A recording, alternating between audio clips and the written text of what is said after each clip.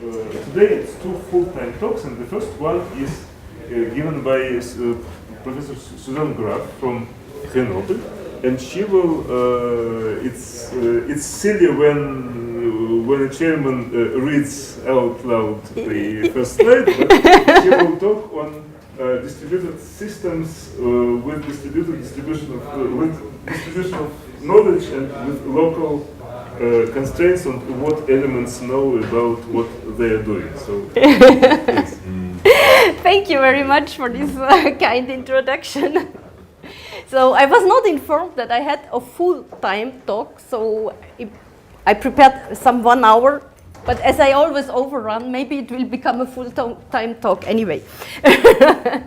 So it is one of the topics on which I am working, or which I have worked some time ago, and I still have not had the time to really deepen it and come up with practical results. It's more a kind of theoretical framework, which I think should be useful for constructing distributed system from centralized specifications. It's an old topic, but I think I have not found in the literature much systematic treatment of this topic. I have found there are a lot of specific frameworks for specific languages, very specific platforms, specific situations, but I have seen very little in the literature about a kind of more systematic theory about it. I mean, it's not a full theory, but it's more like a kind of proposal of how to use knowledge in this way, and a demonstration of how it can be done for one specific place, for one specific framework. I have some results with theorems, but it's something which can clearly be generalized and adapted to other approaches. So this was the idea. So as I'm here 2,000 kilometers from home, I'm from Grenoble, I just wanted first to say some words about my laboratory. So my laboratory is called VERIMAG. I mean, we call them laboratory. It's not institute, it's small. You will see how many people we are. It's small, it's a group, it's a big group, I mean, with 10 professors. And so just to show who we are and what we do. So in fact, these are the kind of the big results we have in the last 30 years. So this is our history. I was from the very beginning with Joseph Sifakis, and I worked on model checking. And model checking is nowadays one of the tools which is used in most current tools for verification of hardware. And Joseph Sifakis got the Turing Award a few years ago. And then we have worked on the synchronous languages. This was also before I started. This was Paul Caspi and Nicolas Halbwachs who worked on synchronous languages. And this is now part of the SCATE industrial tool for designing embedded systems. And this is a tool sold all over the world, especially in avionics. And then we have someone younger being with us since also now long time, but he came later, was Oded Mahler, who has been one of the driving forces in timed and hybrid systems, timed and hybrid automata. And we have also an important, now a new person since in VERIMAG since just a few years. He has just got an ERC, David Monio, for working on abstract interpretation and SMT-based program analysis. He has been working with Patrick Couzeau, and Patrick Couzeau has started this work together with Nicolas Halbwachs some 30 years ago. So this is kind of our flagship results. Then many people are working on many other things. I just wanted to let you know a little bit what we are doing in VERIMAG. Probably a small clarification is that ERC stands for European Research Council, and this is actually a very prestigious and big grant that allows an individual researcher to create a team in some lab which is hosting him. And yeah, of course, you're all young students, you do not know yet something like what an ERC is. This is a European grant, is considered prestigious, yes. Yes. So think of the Российский научный фонд. This is similarly in ambition to yours. Okay. So what is our application? Main application domain is embedded systems. So we are working mainly on embedded systems. What does this mean? Control systems in avionics, nuclear energy, automotive, medical. Consumer electronics is more recent. It's more soft-like. We have been working on security, smart cards. This is a bit the application domains of the things the theory we are adopting together. So what is the particularity of the specific features of embedded systems? It means very often they are critical. They are critical systems, either safety critical. There is, since more recent time, there is security becomes a big issue. Has not been a big issue before. It becomes a very big issue now. They are constraint systems. So there is lots of problems with resources, time, memory, energy, whatever you want, resources constraint. So you have multi-constraint systems. Cost is obviously also a big constraining factor. Then they are heterogeneous. So there is mixed hardware, software, mixed, discrete, continuous, because there is a continuous environment you have to deal with. You have continuous hardware with, okay. You have synchronous, asynchronous, if you know, okay. So what is our interest in these things? We are concerned with modeling, design, validation, implementation. So most of the important topics in that domain, software more. We have very few people working a little bit on hardware, but it's mainly software. So, and our approach in this domain is based on an equilibrium between fundamental research and application-dedicated research. We have, since many years, always worked a little bit with doing some fundamental research. Then we try to bring some of it, what we can, in some way to application. And from the application, we get inspiration for new work, new theory that is needed. So this is the idea. This is the basic idea which has always driven the work in our lab since now almost 30 years.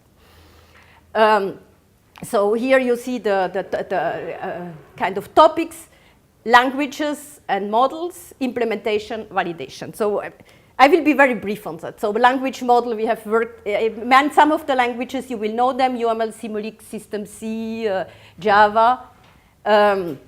And we have our own languages with Lustre, which is the backbone of the SCATE tool. BIP is a new language proposed by Joseph Sifakis, our Turing Award, who is working on this. We had other languages before.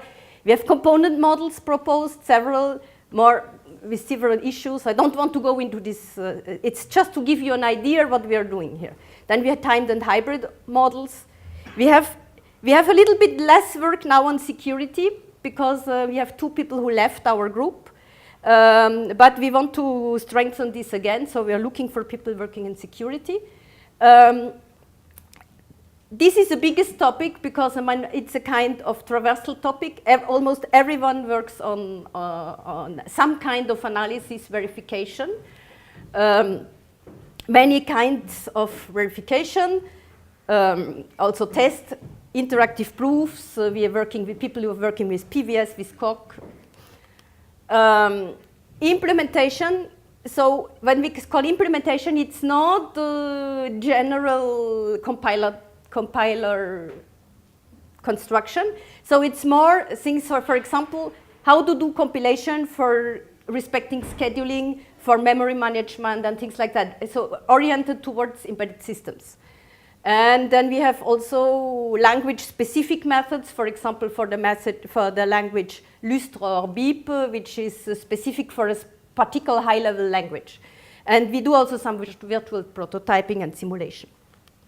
So who are we? We are 30 researchers and teachers, 20 junior, 10 senior professors and researchers.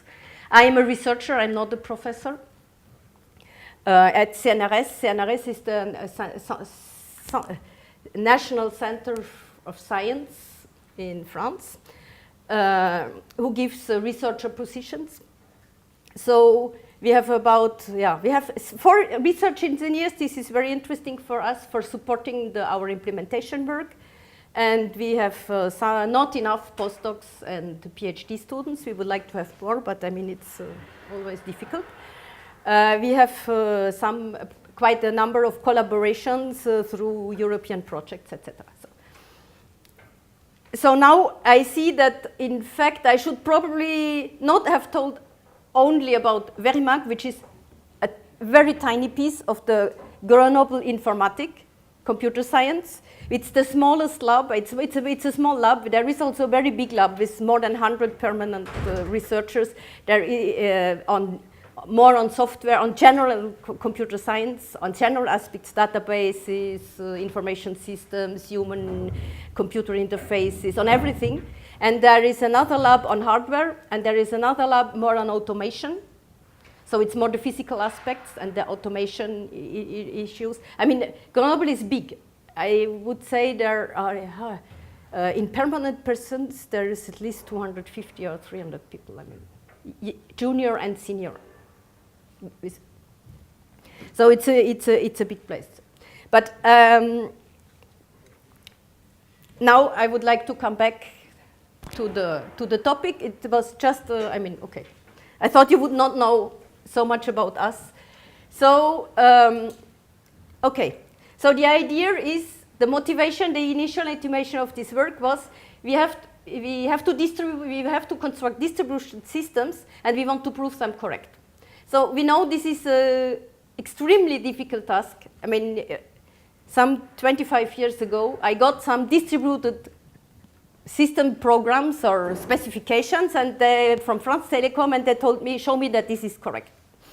And this is extremely difficult. I mean, first of all, it's very error-prone if you do this by hand, distributed programming. You make a lot of errors necessarily, and it's very hard to prove because you have we call it state explosion. In fact, it's generally complexity explosion. If you do it by proof, then you have no states, but you have complexity explosion in all dimensions. It's extremely hard to do. So in order to make this approach scalable, you need a systematic approach, and that tries to avoid at least some of the state explosions. So, I mean, this is also not exactly a new idea. I mean, it's a very old idea, but I think it has been very little systematized. So for the verification, if you want to do verification, for example, data correctness of your system or any safety property, then use a centralized specification to show that the specification, which is kind of global, centralized, is correct with respect to the properties that you have in mind. So show this and then distribute it afterwards. And use a systematic approach to derive a distributed implementation. And then you should show that the distribution algorithm, the algorithm that you use to distribute, is correct. So this is what we call correctness by construction. Okay? So then you do not have to prove once more the properties that you want to show on your distributed system because you have proven them already. And here I will not talk about verification, I will talk about this systematic approach. So let me start with a small example. It's a silly example, but it was one which had a little bit of features and which I can represent with a few tasks. So suppose you have a game and you have a strategy you have a game, you have the task, which is get the treasure using the sword and the diamond. And in fact, it's a more precise specification is get first the diamond, then get the sword, because if you do it the other way around, the sword, if you get the sword before you get the diamond will disappear. It will be destroyed. You cannot get it after. You have to get it before. So then you have two possibilities to reach the place where the treasure is. You can go to the hidden tunnel, or you can go over the suspension bridge. And then we use the sword or the diamond in whatever order you will find appropriate to get the treasure. Okay? So now it's a bit more complicated because different players have different capacities. So several players will do this, and so you have kind of to distribute your tasks on several players. So the idea is here you have a player 1 and a player 2. And you will see the player 2 is the only one who can get the diamond because he has the forces to get the diamond and he has the forces to get the sword. And the thing is they have the choice to go through the hidden tunnel or over the suspension bridge, but they have to take both the same way. So they have to collaborate on these tasks. So, and then, okay, one will have to use, the one who has the swords will use it, etc. So, you see that this is a specification, this is a kind of centralized specification, but I will have to get the strategy, a distributed strategy, because I have two players. Just to show that this is a real thing that exists. So what is needed to execute this mission correctly in a distributed sense? The most evident thing would obviously be to just project the specification on the two players. Okay? But of course this will not work. This will not work because I have what have I obviously lost completely? The diamond first, I've completely lost this information here. And I mean, here I will have a problem. Okay? Okay, so this is as a motivation, that this is, I mean, it's just it's not a real problem, but I mean, such kind of problems are plentiful in real world. So you have this constraint, get the sword before the diamond, you have a projection and some constraints. One of them is this one. So let's summarize what our problem is. We have a central specification, which we call Pn, and you will see in 1 second why I call it Pn, and a global constraint, which I will call Psi in the future. And you will have to derive a distributed implementation, not just for Pn, but for Pn controlled by Psi. So the general problem is like something like that. Okay? So here, just for demonstration, we will use Petri nets as a formalism for representing centralized specification. Supposing that everyone knows Petri nets and it's a very visual formalism, so it's not meant to say that Petri nets are the right formalism, and if you look back to the application, Petri nets are not sufficient because because this sequential issue you cannot really specify them in Petri nets. You have to add constraints. So, and what do we mean by a distributed setting? A distributed setting that for Petri nets that we define a set of locations, and we will have one process per location, and the distributed setting will mean that these different locations, I mean, they share nothing. They will have to communicate through some platform in order to know things about each other. Yeah? And we do have no special platform in mind, but here mostly we will just think about message passing, but any other kind of platforms can be imagined. And the constraint is just a safety constraint. I only talk about the special form of safety constraint. You will see it in a minute. So there are many issues that I completely ignore here. It's just about, I mean, in realistic settings, you will have uncontrollable actions, and you will have to deal with that. You have data, you will have to deal with that. You have timing, you will have to deal with that. You have progress constraints. I don't talk at all about that now, just safety. Okay? So there are many things more that have to be considered, but here I will just give an overview of the main part of the problem, because okay. This comes naturally as an extension. So there is one approach that has been proposed for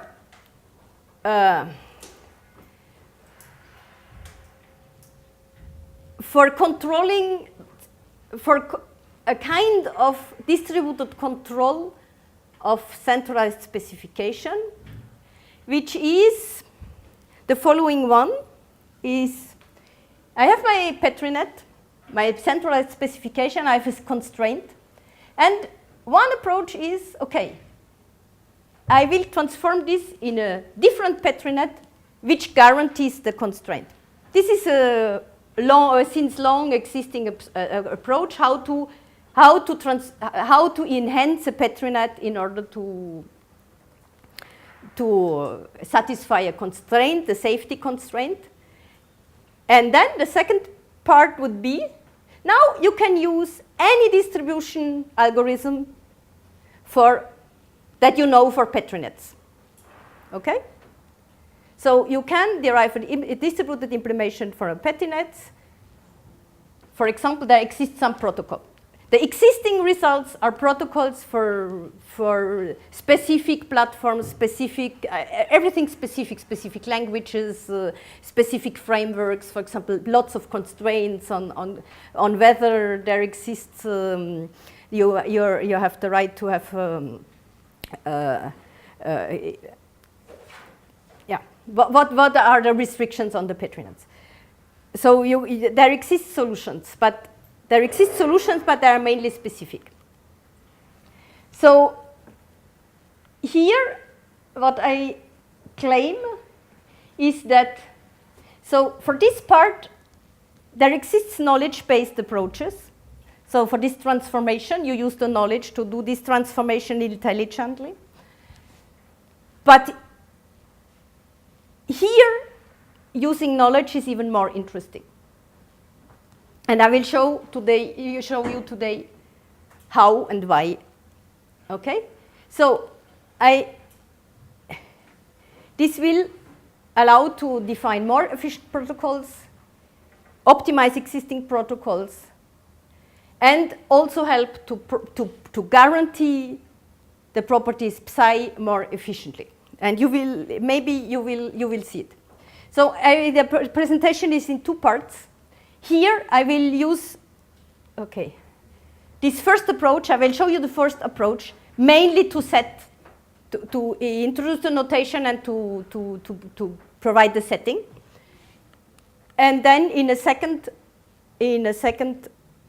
part, I will show you how we can derive a distributed implementation, which is our main topic here. So we consider specifications given as one safe Petrinets. I mean, who does not know Petrinets? Okay, so I will try to go quickly through it. So the idea of a Petrinet, you have places and you have transitions. Places are kind of resources, and tokens means this is where the thread is. You have here two threads. You have two tokens in the initial state. And a state is a set of places. And the number of tokens, the size of the set means the number of threads. So here we have two-threaded Petrinets, and with an initial state, P1, P2, and we indicate the state by these dots, these tokens in the set. Transitions are fired by putting token over transitions. For example, here, this transition C is enabled if both input places are occupied and it's fired by transporting, by taking them away and putting them. So it's just a control state progress. I mean, it's something very easy. Okay? A state is reachable if it occurs in some execution. Okay? For example, the state P5, P8 is reachable because, I mean, can fire A, B in any order, then C, and then E. Okay? If I have two jointly enabled transitions, then they are independent if they don't share any two places. For example, these two transitions are independent because they don't share any places. Okay? I can fire this one without touching to this one.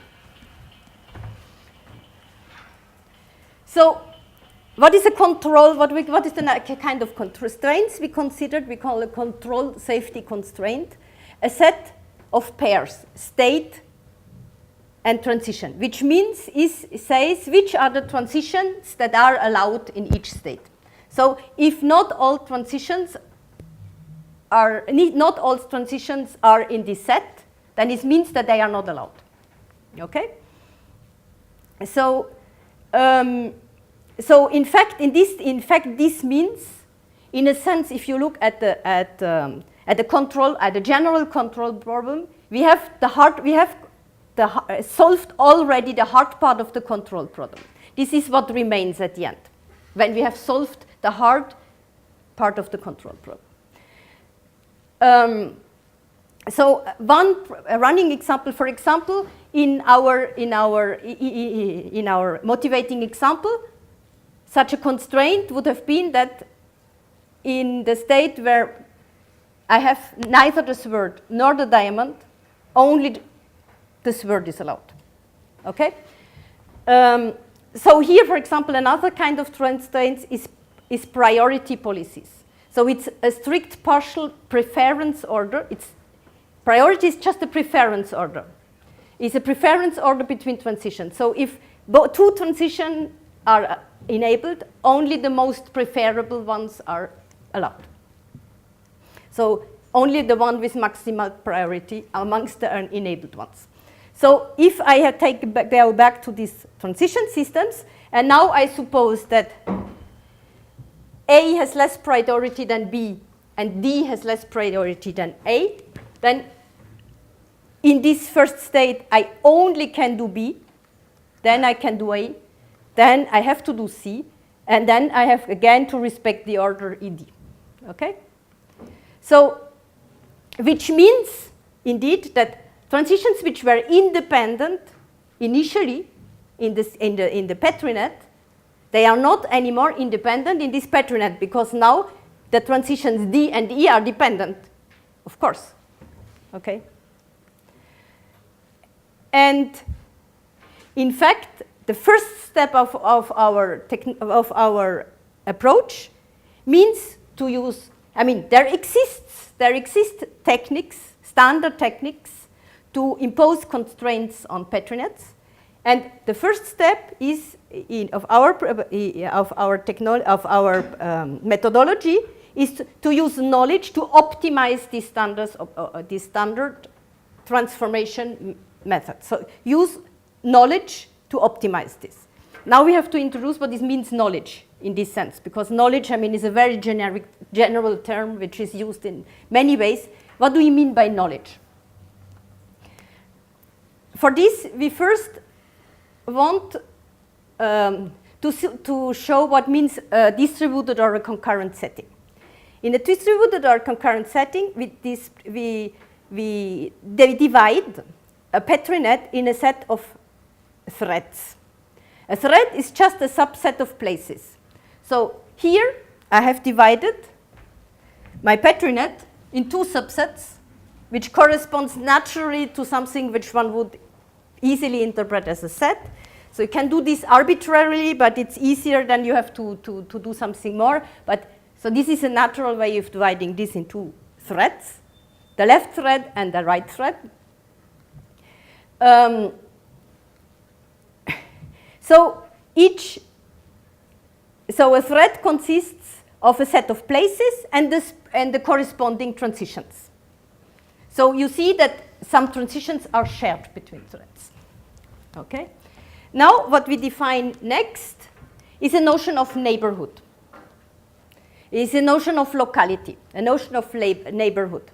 So, in fact, here we have chosen a notion of neighborhood. You will understand why we have chosen it in a minute. So, we take the neighborhood includes the places of the thread and all the places neighboring to the transitions of the thread. Okay? So it's not just, I mean, it's a neighborhood is a set of places. What in fact it means what the process can see. In a sense, it's what it can see. So, and now we have to define a set of local state. Okay, a local state is just a projection of a state on the neighborhood. Okay. If there is a state, for example, P1, P2, the local state of P1, P2 is just P1 because it's the projection of P1, P2 on P1. If I take P1, P4, the local state is P1, P4 because P4 is in the neighborhood. Okay? So now we can define knowledge. This is what I need to define knowledge because this is what I need. And you will understand. Maybe it's still a little bit unclear, but you will understand. So what does it mean that the state of a thread, that a local state of a thread knows a property? Okay? So a local state knows a property phi. In fact, if this property phi holds in all reachable global states that project to this state. Okay? So, for example, I show you an example. The local state P1. P1 is a local state of the left thread. Okay? This local state P1 knows P2. What does this mean? It knows that the other process is in P2. Why? Okay? Why? Because what other possibilities do exist for P2, for the right process? Okay? It could be here, but this state is not reachable, so it cannot be here. It could be here, but this state is not more reachable. I mean, okay, here it doesn't see it, but you could put the border here. This one, clearly, it is not state P1, this is state P1, P4. So the only possibility that remains is P2. So this means that the state P1, the local state P1, knows that the other token is in P2. Okay? So this is knowledge. You know something, you use your visibility on the others and you use some approximation of if you have that you know about reachable states. Voilà. And you use also the notion of knowledge set. The knowledge set of a local state is the reachable global states that project on these states. Okay? This is the knowledge set of a state, and the larger the set, the smaller, the less precise is the knowledge. Okay? If it's a singleton, you have exact knowledge. Voilà. And why have we chosen this notion of neighborhood? D'accord? It guarantees for any local state and any local transition that the local state either knows that the transition is enabled or it knows that the transition is not enabled. Okay? So it always has exact knowledge about the enabledness of all its transitions. This was the motivation for the choice of this neighborhood. Okay? Now let's take an example. So what are the, for example, let's come back to our priority example. What are the useful knowledge? What is useful knowledge for enforcing priorities? Because we want to use knowledge for enforcing an additional priority to the patronet. And one of these additional properties was priority order. Okay? So what is the useful knowledge for enforcing priorities? What does it mean that the left process can fire a transition A? If A has maximal priority, and this means when B is not enabled. Okay? So the left process can fire this transition A if a transition A is locally enabled in the left process, and if the right one is not enabled, B is not enabled. Okay? Enabled A is a local condition, so this is always known by the left process. D'accord?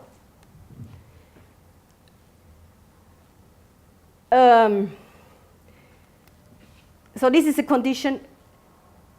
So the question is, do there exist local states in which the left process knows not enabled B? Okay? This is the right process. If we have a local state, then in this state we can fire the transition A because we know that B is not enabled, that A has maximal priority. Okay? So let's see. We have a transition. We have P1. We have already seen that P1 A is enabled, so this is fine. But we know as we have seen, we know P2, so we know that we do not know that P is not enabled because we know that B is enabled. Okay, this is we have seen in the first thing. Now the question is, can we see? Then there is another state, P1, P4. This is the good one. Okay, here A is still enabled, but we know now that B is not enabled because we are in P4.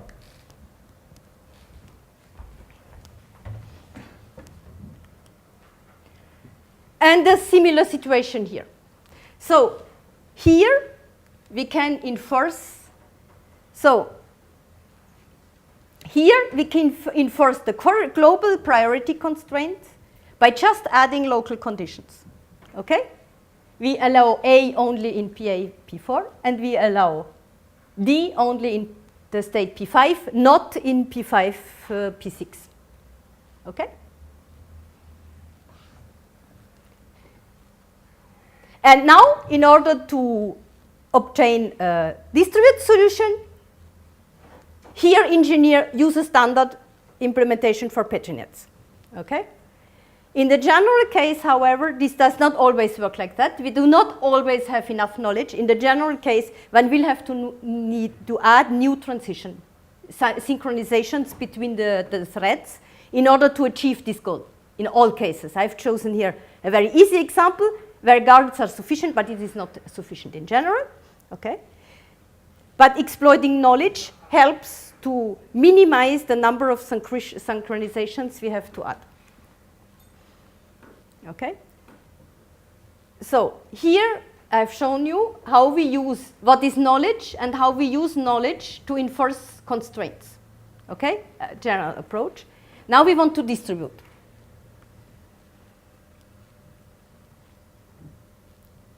Okay? I've shown how to use knowledge to achieve another.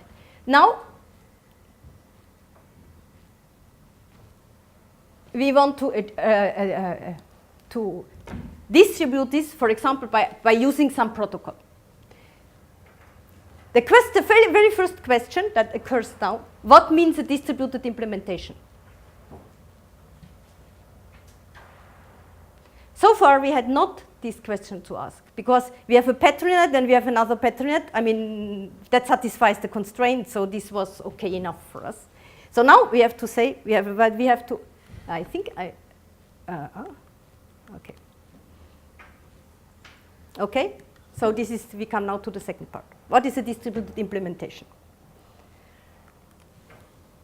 So we have now to consider a distributed setting. we take, again, the same thing. We have a thread, because we now we want to distribute threads. Okay? Same story.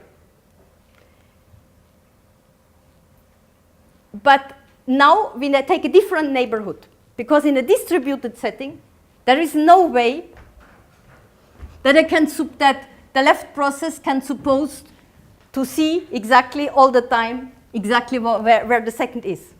Okay? So the locality, the neighborhood, is now the local places, which means that we have only local transitions, because it's really distributed implementation. All we can do is local steps. So if there is a synchronization, a common step, we have to cut it in two. So what do we have now? So everything else is unchanged. Okay? We have now obviously smaller local state sets, which means we have weaker knowledge. We know less, of course. In a sense, the left process sees nothing. In this state P1, the left process has no idea where the other is. Yeah. Depending, okay, it could know this depending on what is the implementation of it. Cannot distinguish P2 and P4 for sure. So we have now a distributed, yes, we still have a pattern net, but it has a different transition set. It's not this, it's not, what does it mean that an execution of this pattern net implements the original pattern net? Okay? This is a question we have at least to ask and to answer. Is this clear, or am I? So here, I just want to come back to the example and show that this exactly what we are doing here is exactly this. This is the kind of pseudo distributed our centralized task with where we define the localities. Okay. And you will see that this corresponds exactly to this pattern net. This is easy to see that this is exactly this pattern net. Get the sword, get the diamond. Oh, sorry, this is not good colors. Suspension bridge are the two, and then use the swords and the other ones. Plus an additional constraint, which says get the diamond. Get the sword before the diamond, it was. Okay, sorry. I mean, there may be some error, but you will correct in your mind.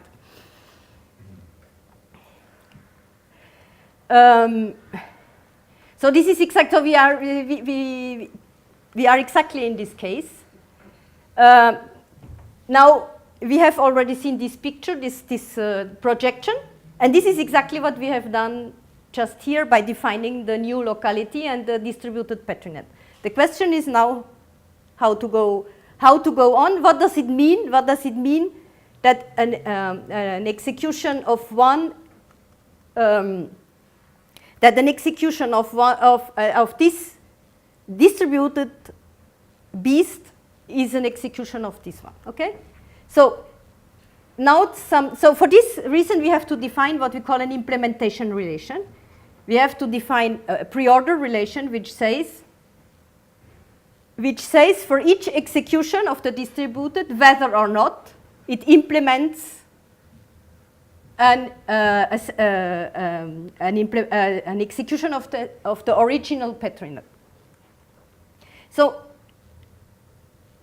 one thing that we can choose, we have many choices. There are many such implementation relations. We can choose many of them, but we have some constraint. It must support the methodology. Which was our methodology? Enforce or verify some global property on the pattern net. Okay?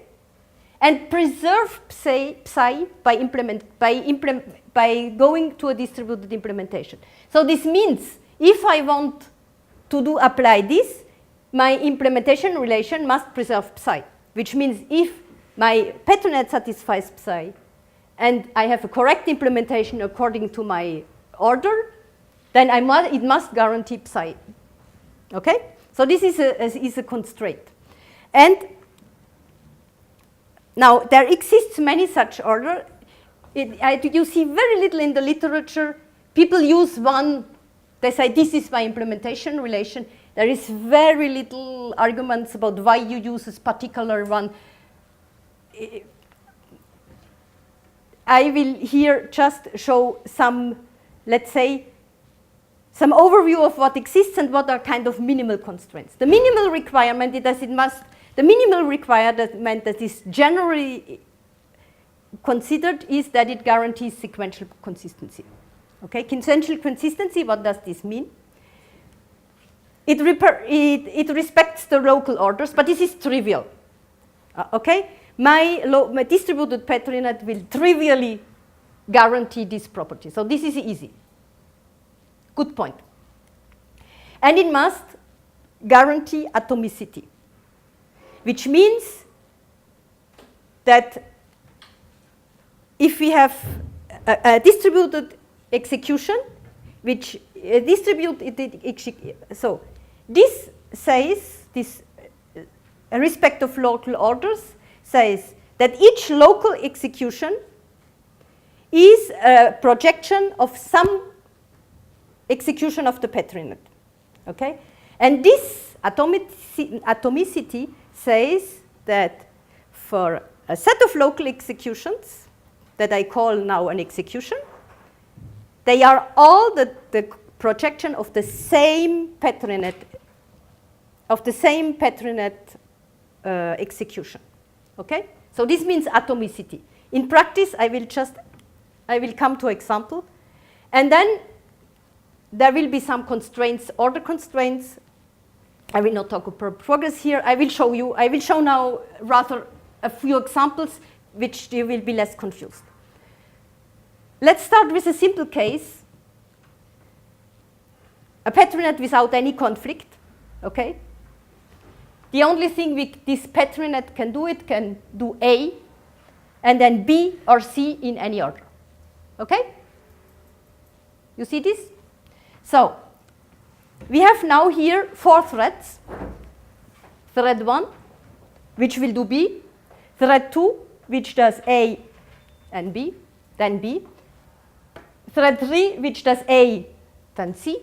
And the 4th thread, which does just does C. Okay? So this a very strong, one natural implementation relation is strong synchronization, which means it imitates very precisely, very strictly what the Petri-net does. It says, before I can start any of the local A transitions, all transitions that precede A in the Petri-net must be terminated completely. Okay?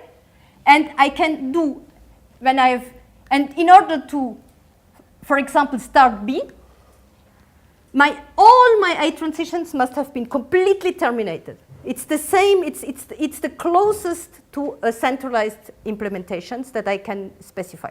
Okay? Do you see that?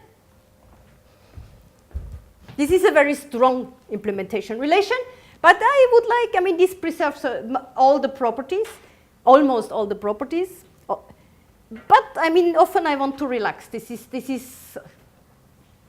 barely distributed. Very strong synchronization. Another one, which is the one that is in fact most used, and because it does preserve a reasonable set of properties. This is one of the reasons, but it's rarely stated. So, and it's easy to implement. This is another reason. So the second one, says, okay, it's enough that all the threads that are involved in a transition synchronize before they start the transition, which means that, for example, before we start A, do I have a? Okay. before we start A, both processes must be in a local state where A is enabled, and then they can go each one at its own pace, at its own speed, they can start whenever they want and finish what they want. And then they are free. For example, if the left process has terminated with A, it can start to do B without requesting BA, without knowing whether the other A action is terminated or not. So this is more desynchronization. And this least one, which I have talked about, which is sequential consistency, it asks only that the local orders are correct. But the local orders must be correct. So each process here has only one sequence. So they each thread just executes its own sequence at whatever pace it wants, and it's good enough. Okay? This would be this least constraining implementation relation. But of course, this poses problem in case of conflict. I will not be able to do this very easily in case of conflict. Okay? This is the reason why many people restrict themselves to frameworks where there is no conflict, because then I can do this. Because then my distribution problem, in a sense, here my distribution problem is already solved. Because I can execute all threads independently, and it is it's a good execution. Okay? Now look at the general case where we have conflicts. So back to our example, I just have a little extract, and guess what is there? This is the conflict case. If we have conflict, we have here the two players, and they are at a situation where they can go left or right. They have two possibilities: go over the bridge or through the tunnel. And but there are forbidden scenarios. Okay, they have to synchronize. So it is forbidden that the player chooses the tunnel and the player 2 the suspension bridge. There are forbidden scenarios. They have to synchronize. So it needs some consensus between these players. There has to be some consensus. I do not say how they get this consensus. There can be many ways of getting consensus, but there needs to be some consensus. So what does this mean? So we have now implementation relations. There can be many. One can choose depending on a property one wants to preserve, depending on what means synchronization here. For example, if they have to shake hands all the way along the tunnel, it's not the same notion of implementation relation. If they have just to choose, if it's sufficient if they choose the same way. Okay? So it depends on the context. Okay? But what I want to show here is a general approach, how I now can formulate these constraints in terms of knowledge. This was my initial idea. So I have an implementation relation which I had formulated in terms of constraints, and now I want to formulate it, because how can I implement such an implementation relation now?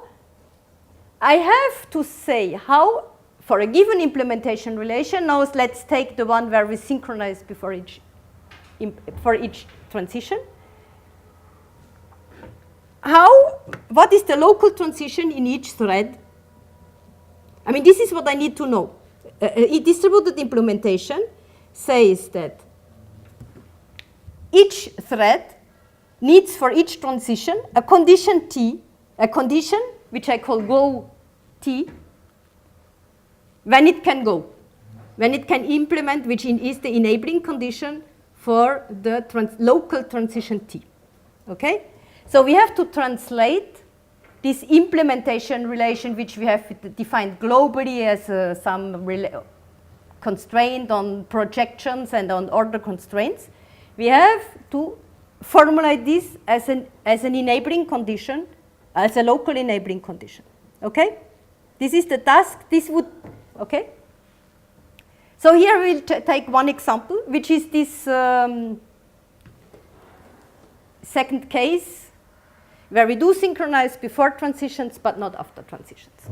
So a transition is globally enabled in the Petri net sense if, okay, no. So the transition, the transition is locally enabled in the thread pi. If first condition, the transition is globally enabled.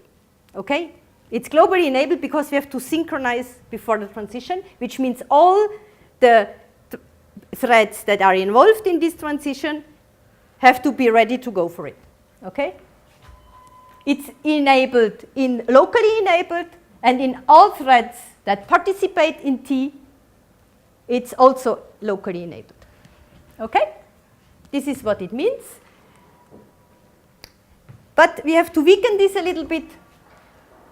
You will see it must be locally enabled in the thread that wants to go, and in the others it must be either locally enabled or already done. This is the kind of, okay? Because otherwise we force them to synchronize also on starting the transition. And the second thing is there must be no unresolved conflict. Okay? So if there exists, so what does this mean? We must, I will want to formulate in this way. There must exist a predicate for each transition. There must exist a predicate that says T is selected. And this predicate, selected T, has the following property. Once a transition is selected, it will remain selected forever. I cannot undo my choice. So if it has been chosen that this is selected, then it is selected. It cannot be undone. And for all transitions that are in conflict means I have to choose. Okay? I can only, in a set of conflicting transitions, only one can be executed. So if I've chosen one of them, I have not chosen the others. They are not selected, and they will forever remain unselected. So if you will say me if there are loops in the Petri nets, but these will be different transitions.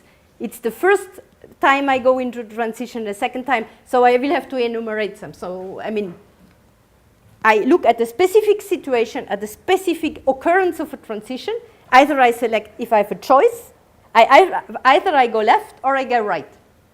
And at some point, I will have to there must be a predicate. I must be able to identify a predicate, which I call this way, and which has this property. Okay?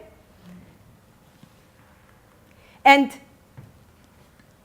the local enabling conditions has these two parts. This is all I need. This is all I need. Okay? And moreover, this must be a knowledge property. Because what does this mean? That in the state in which go pi t holds, this must be knowledge, it must know this property, which means that whatever the other processes do, as long as it is in these states and evaluates this predicate to value true, this must not change. Okay? This must be this is what it means, knowledge. If this predicate, I attach this predicate to these local states, this is independently of what the other threads do. They can move as long as they can, and this will remain true. Okay? This must be a knowledge predicate. And what can prove? I can here give two theorems that I can prove. This is already a knowledge predicate, because if this holds in a state, then this thread knows this. This cannot change. Okay? And why is this? Is because I have done this weakening here. This is the trick that I have used to have a knowledge predicate. And I have another useful property, which means if the thread pi knows that T is enabled, this is what it means, then all the other threads involved in the transition T also either know that this transition is enabled or have already done it. Okay? And in fact, yet another theorem is that this predicate indeed characterizes the implementation relation here, because it says that if I got local transitions with this predicate, then I achieve this implementation relation. It's not an exact characterization because then I would need progress properties. Okay? But this is not enough. So this is nice. This shows me how to characterize implementation relations in terms of knowledge, and I can do that. But there is another thing which is more complicated, because knowledge is a global property. Knowledge is a global property because it says something about global states. Okay? But each local thread pi must be able to evaluate this property on its own state. Okay? Knowledge is a global property. Look,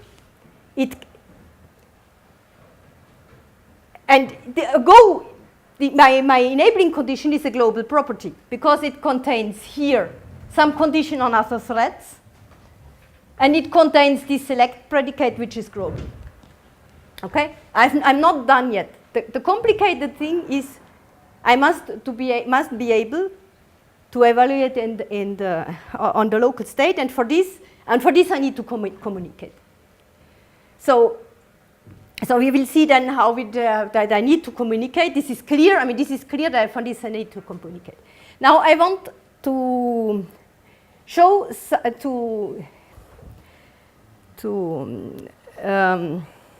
come back to we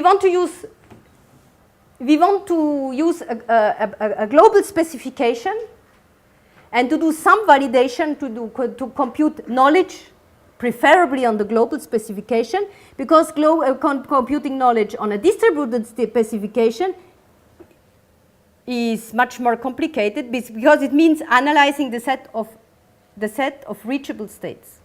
Okay? In a global, the set of reachable states in the Petri net are much smaller, and I have methods for analyzing the set of reachable states without analyzing the execution graph for Petri nets. Whereas if I have the distributed system, I'm back on the problem of verifying a distributed system. So I want to use knowledge that I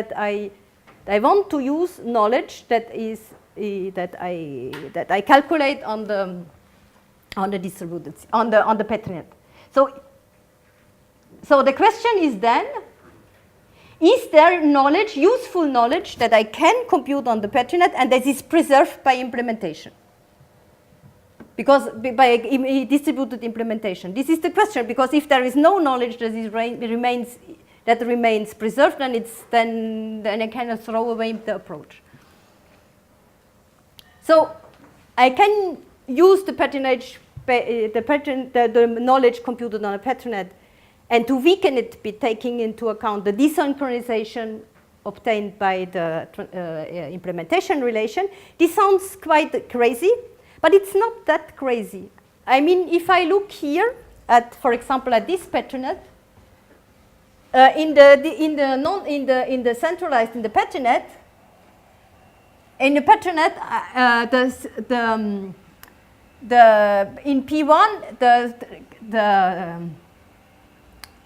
P1, the left process will know that the right process is here or here.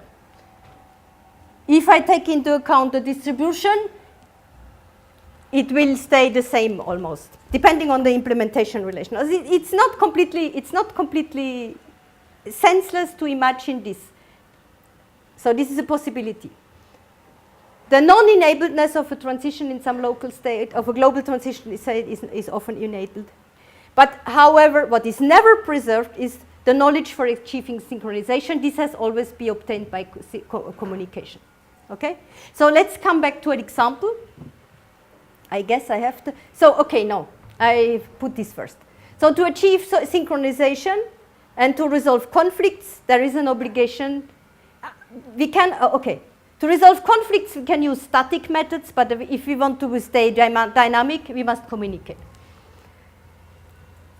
And then there is another question, because we can have cases where finally phi or psi, where the psi, I have not talked about psi, psi is not preserved. We can then enforce in the same way as we enforce the implementation relation, and I will show you now just a little bit the example. So this was our example. This was our example, and here this is the patternnet, and we have this global constraint which says you have to get the sword before you get the diamond. Or, okay, maybe I changed meanwhile, but okay, never mind. So we have this first case here. Here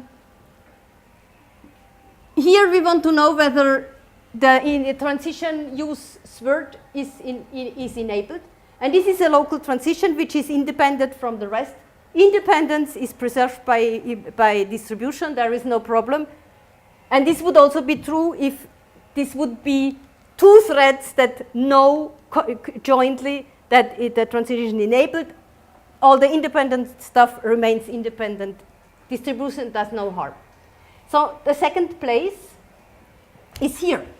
Here we have also local transitions. But here we have the constraint, okay? The constraint says get the sword before the diamond. So this one is not constrained by this, so this is the same as before, but this one is constrained. So here, in fact, in the patternnet, with this, you see, I have here drawn these strange locality lines from the patternnet. In the patternnet, this here can distinguish whether the player 1 is here or here because it sees this place. So it knows whether it can get the diamond or whether it is not enabled. Okay? Of course, this is lost in the distributed setting because it cannot distinguish this situation anymore. But I can reformulate a little bit my thing. So I have these two zones here, which I call A and B. And in fact, what does player 2 know here? It knows that when the first player is in situation A, then it's not enabled. When the second player is in situation B, then the local transition is enabled. Okay?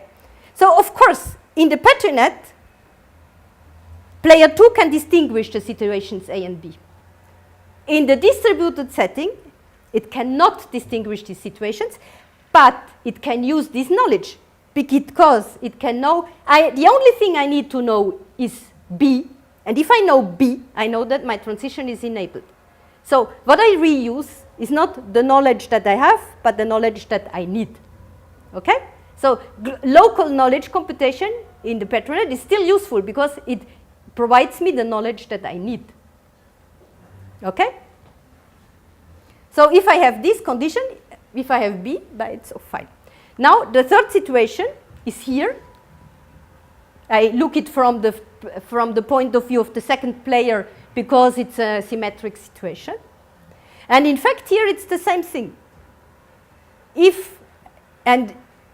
the same regions. If the second player knows that if the other is in B, both transitions are enabled. Okay? It does, okay?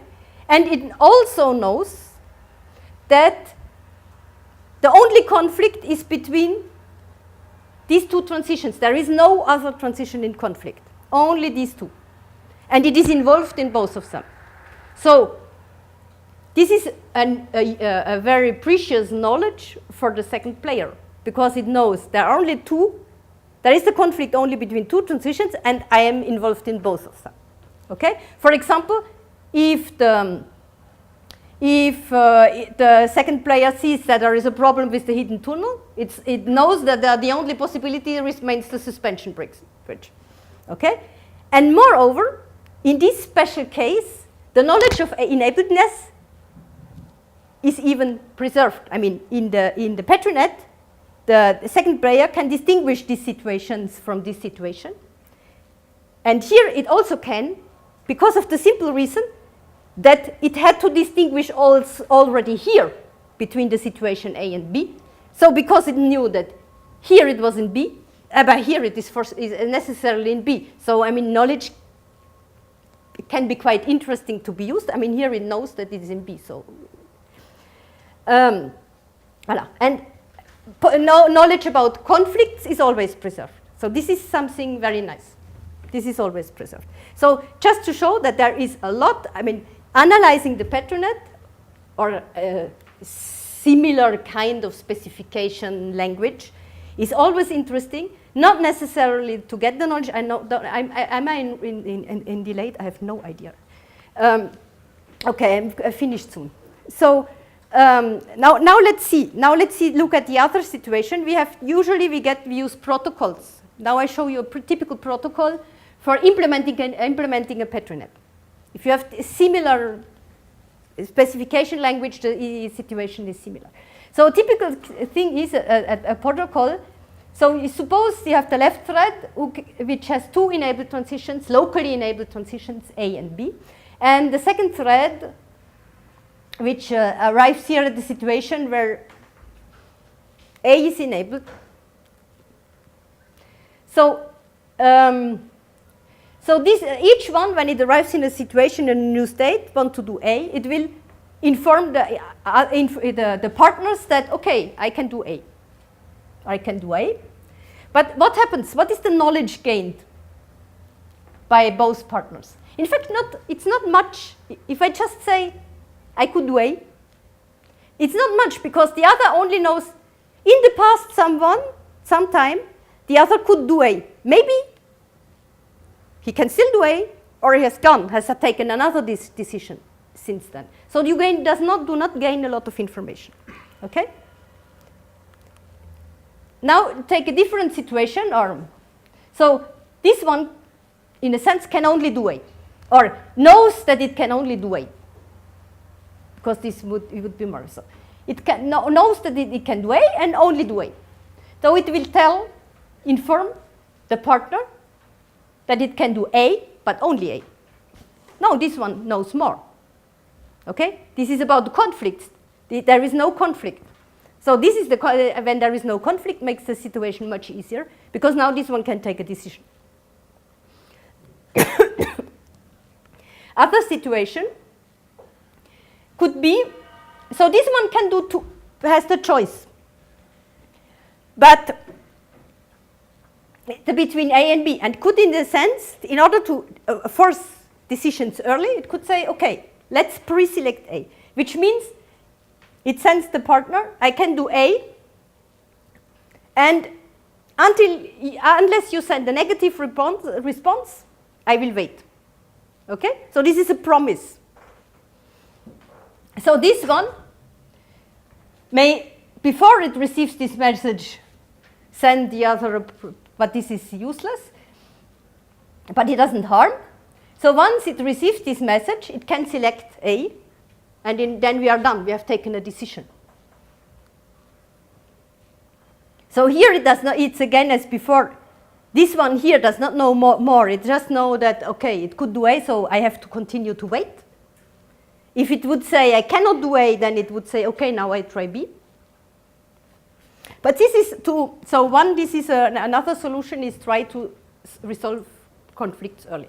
So you have a lot of, okay, so what I want to illustrate here, you can play with knowledge. If you translate protocols into knowledge, then you can play with it and see and you can play with it in order to either improve the algorithm, and also dynamically optimize the algorithm, because whenever there is some knowledge, a protocol step is associated to a knowledge that you have already, you can omit the step.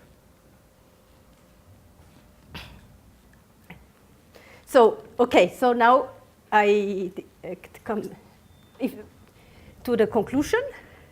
So what that means, the explicit use of knowledge is really useful for reasoning about the distributed implementation of centralized specifications. So it provides a generic framework and independent way for optimizing existing protocols or developing new protocols, or also for this, as you have seen when we started in the example, a kind of how to achieve a specific algorithm for a specific specification just by propagating knowledge and imposing, trying to obtain the minimal knowledge we need in order to get the knowledge we need. And a second issue that I believe is even more interesting. It's the most interesting in both. You can get modular correctness proofs, and because you get a good separation of concerns. You have seen we have implementation relation. We can show some properties of this implementation relation. What are the properties preserved by this implementation relation? We can argue about that. This is independent of everything else. What is preserved by a given implementation relation?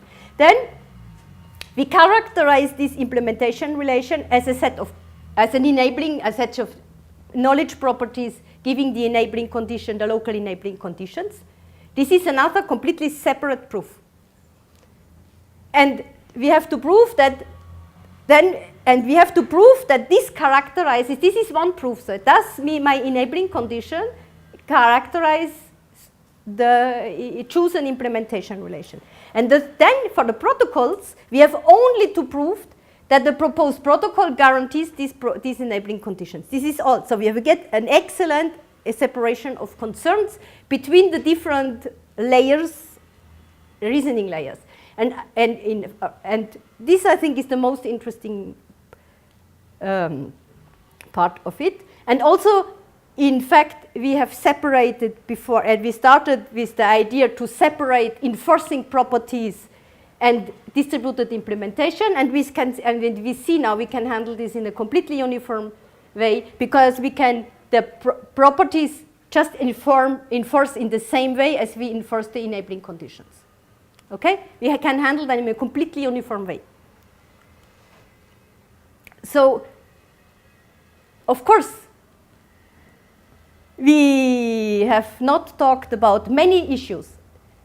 Take into account data timing, formulate the platform characteristics in terms of knowledge. For example, if you have a platform with global time, we have much more knowledge. And if we have global time and we have transitions that are timed, then we have much more knowledge. I mean, we need not much less knowledge. If we have conflict-free specifications or only locally solvable conflicts, then we have also can simplify the algorithm. If we have unreliable communication, we need additional knowledge, that we need more knowledge. So, but we can formulate the change passing from a platform with reliable to unreliable process by a set of knowledge properties that we have to add, and etc. So this is an interesting thing, and also the same holds for implementation relation. We change a bit the implementation relation. We just have to adapt the knowledge representation, and the rest remains the same. So we can change. We have three layers of proof. What is preserved by the implementation relation? Formulate implementation relation as knowledge, and prove that the protocol provides the required knowledge, and we can adapt this at all places more or less independently. And the thing which I am interested in is to see whether we can still modularize this a little bit more by using contract-based approaches, because this is something which I do in another context. So, yeah.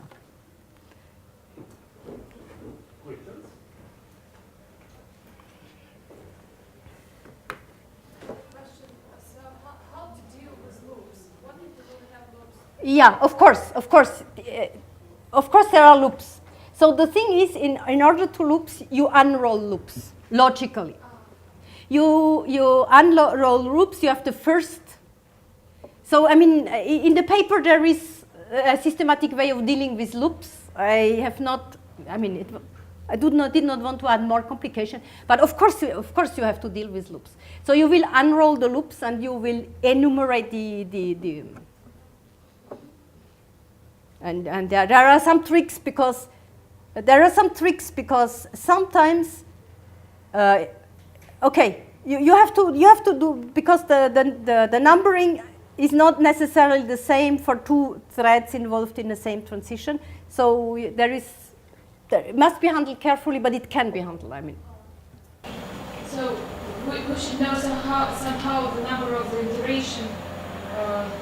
You should, yeah. If you do it dynamically, you count. You have to add counters. Mm-hmm.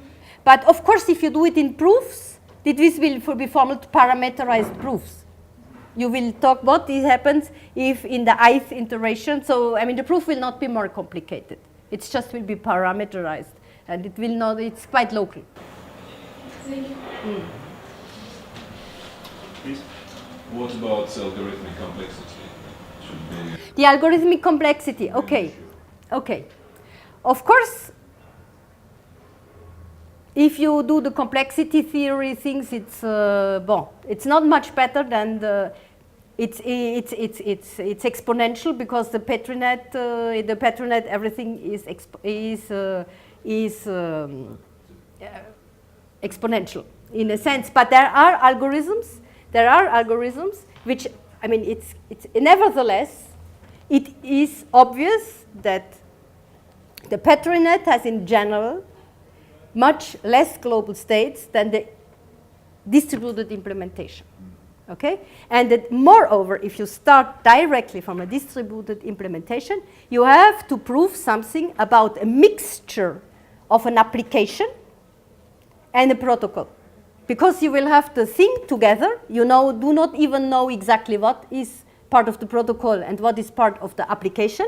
You get some spaghetti, and you will have to show something about this spaghetti. And this spaghetti is always much more complex than having separated. This is my application, this is the problem I want to solve, and this is my platform condition. I mean, forcing the designer to think in this term is already, even if it does not formally, already forcing them to think in this way, I think is already a big help. Because in general they are intelligent people, but in particular, testing enabledness, how hard is it? Testing enabledness. This is something which I'm not so terribly familiar with. But I would say that because you separate, in the case where you use a protocol, you separate the protocol and the application. So you could have separate testing enabledness testing, verification, or whatever you have for your protocol and for your application. So you could also here separate the issue, because I mean, and using knowledge does not change much for testing, because in fact using knowledge, optimizing an application by using knowledge is just, you avoid doing useless steps. Because useless steps are those where you try to acquire knowledge which you have already.